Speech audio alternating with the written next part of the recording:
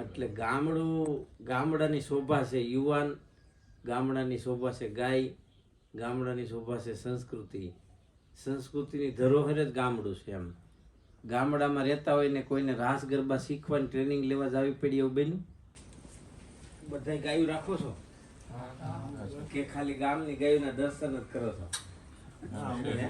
અમુક રાખે ને અમુક દર્શન જ કરે. તમારે જેમ બધા નહીં પણ એક એક તો રાખે થોડીક થોડીક. હા, એક બે હોય. એક ઘણી કે હોય ને. બે ગાય આધારિત ખેતી કોઈ કરે ને? થોડીક શરૂઆત કરી એમ કે ખાવા પૂરતું કરે, વધારે જમીનમાં બીજું નહીં કરી શકતા. જમીન બધાને થોડી થોડી થઈ ગઈ ને વૃત્તો છે જ. પણ છોકરા અંદર નોકરીમાં આવી જાય. કેટલાના છોકરા કામ કરે વાડીએ? છોકરા ખેતરમાં તમારા છોકરા છોકરી કામ આવે મદદમાં? હાથ ઊંચો કરો, કેટલા એના છોકરા જે કામ કરવા લાગતા હોય કે ખાલી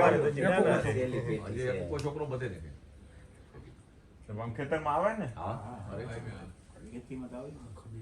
આવે તો કરે કોણ? ગાય આધારિત ખેતી અને ગામડું આ બે છે ને પાયાના.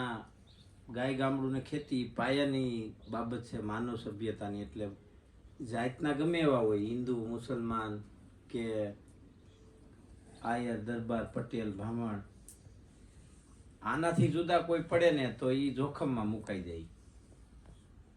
કારણ કે આપણા ઘરમાં 500 કરોડનું કોમ્પ્યુટર આવી જાય, કે મોટી મોટી CNC ટેકનોલોજી આવી જાય, રસોઈ બનાવવાના હવે તો મશીન આવી ગયા, આ બાજુ લોટ નાખો ને ઓલી બાજુ રોટલી નીકળે.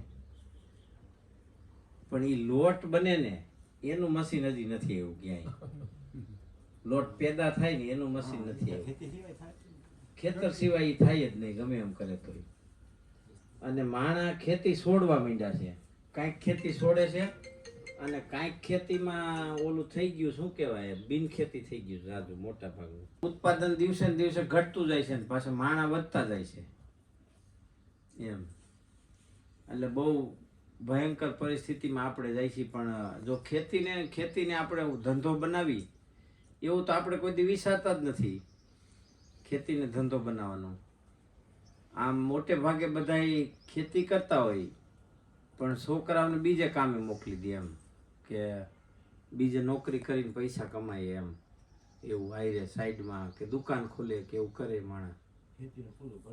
હા, પણ ખેતી છે ને એમાંથી આવે ઘણી થાય એવું છે. પણ આપણે એવું વિચાર કરતા નથી. એટલે આમ ગણી તો વિઝન નથી. જેટલા ભણે એ તો બીજાના નોકર જ બની જાય છે ને. કોઈ LLB MB BBA કરીને વાડીને બિઝનેસ બનાવવાનો પ્લાન કર્યો હોય એવા કોઈ છે તમારા ધ્યાનમાં? એ આપણે માંડવી દાણા 100 રૂપિયાની કિલો વેચ નાખી, પછી આપણા છોકરા એની આઈટમ પાછી 500 ની કિલો ખાય. એના જેવું જ થાય છે ને એમ. ઘઉંનો ઓલો પાકી જાય ને ડુંડા, ઘઉં પાક પડી જાય ને તે હાઈવેસ્ટર રાખીને સીધા ટ્રેક્ટરમાં નાખીને ઘાલી દે યાર્ડમાં ડાયરેક્ટ. તાકે સાફ કરવા વાળું કોઈ નવરાય નથી. પેલા આપણે એક મહિનો ખરું હાલતું, એ તમને તો બધાને ખબર છે. અમે 1.5 મહિનો હલર રાખેલું છે. એક ધારું કાયમ હલર જ રાખવાનું, રોજ આખો દી હલર રાખવાનું, સાંજે કાંધું વરવાનું, સવારે પૂરા વરવા, સવારમાં કાંધું વરવાનું, આખો દી હલર રાખવાનું. એવું 1.5 મહિનો એક ધારું. હવે એવું તો કાંઈ થતું જ નથી હવે. એટલે કામ આપણે અહીંયા નથી કરવું એમ. પાછા આપણા છોકરાને આપણે ભણાવી ગણાવી અને બીજી કંપનીમાં મોકલી તો ન્યા પાછો ઈ સાહેબ એમ કે આજ તારે ક્યાંય નથી જવાનું એટલે નહીં જવાનું. ન્યા ઈ સાહેબ એમ કે ઓફિસમાં બીડી પીતો ને એટલે નહીં પીવાની, ઓફિસમાં મોબાઈલ ખોલતો ને એટલે નહીં ખોલવાનો. એમ કે આજ તારે આખો દી આ ટેબલે ઊભું રહેવાનું છે એટલે ત્યાં ઊભું રહેવાનું. પણ એવી જવાબદારી આપણે વાડીમાં કરીએ તો કારેલાનો પાવડર થાય, ઘીંગોળાનો પાવડર થાય, દૂધીનો પાવડર થાય, ગાજરનો પાવડર થાય, બીટનો પાવડર થાય, દેશી બાવરના પૈડિયાનો પાવડર થાય, સીસમના પાનનો પાવડર થાય, લીંબુના પાનનો પાવડર થાય, કડવા લીમડાના પાનનો પાવડર થાય, મીઠા લીમડાના પાનનો પાવડર થાય, ગુલાબના ફૂલનો પાવડર થાય, થોરના ડીંડલાનો પાવડર થાય, જાસૂદના ફૂલનો પાવડર થાય. આના બધાના એટલા બધા ઉપયોગ છે ને, હવે આખી દુનિયા આના ઉપર વળી ગઈ છે. અને લોહીના ટકા ઘટી જતા હોય ને, ખાસ કરીને બહેનોમાં, એને 20 થી 22 દિવસમાં જોરદાર લાભ થાય. આપણે વિચાર્યો ન હોય એવો લાભ થાય. એટલે એવું કેટલું બધું છે.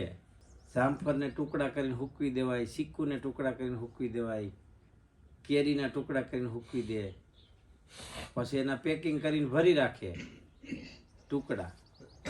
પછી ઓલી સિઝનમાં કેરી હાંધી વેચાઈ જાય, કેરીવાળાની પછીની કિલો વહી જાય ને વરરાજીમાં. પછી આખું રહીને બેહવાનું, બગીચામાં જ કાંઈ કામ હોય નહીં, એટલું બધું ખાલી કંઈક કંઈક પાવાનું ને આવું તેવું હોય. પછી આખું વર કંઈ કામ નહીં, તો પછી આખું વર એ કટકાવે છે હૂકવેલા તો ન થાય. પછી રૂપિયાના 500 થાય ને સીધા. એટલે ગામમાં હવે જાય ને આપણે, ગામમાં તો આમ સુનસાન લાગે, આમ બેકાર લાગે, એમ થાય ગામમાં કોઈ જીવતું જ નથી એવું લાગે હાવ. કારણ કે ગામમાં યુવાનો ન હોય અને યુવતીઓ ન હોય, એટલે ગામનો થનગનાટ જ ન હોય હાવ. ભાભા વૈતા હોય, જાજી દિવાળી ખાઈ ગયેલા, એટલે ખૂણે બેઠા બેઠા ગળફા સોટેડા રાખતા હોય. એટલે ગામડાની શોભા છે યુવાન, ગામડાની શોભા છે ગાય, ગામડાની શોભા છે સંસ્કૃતિ. સંસ્કૃતિની ધરોહર જ ગામડું છે. એમ ગામડામાં રહેતા હોય ને કોઈને રાસ ગરબા શીખવાની ટ્રેનિંગ લેવા જવી પડી એવું બન્યું હે? એમને આવડી જાય ને કે ન આવડી જાય?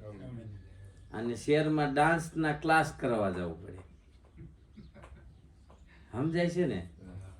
એમ આ તો ગામડું હતું આપણું.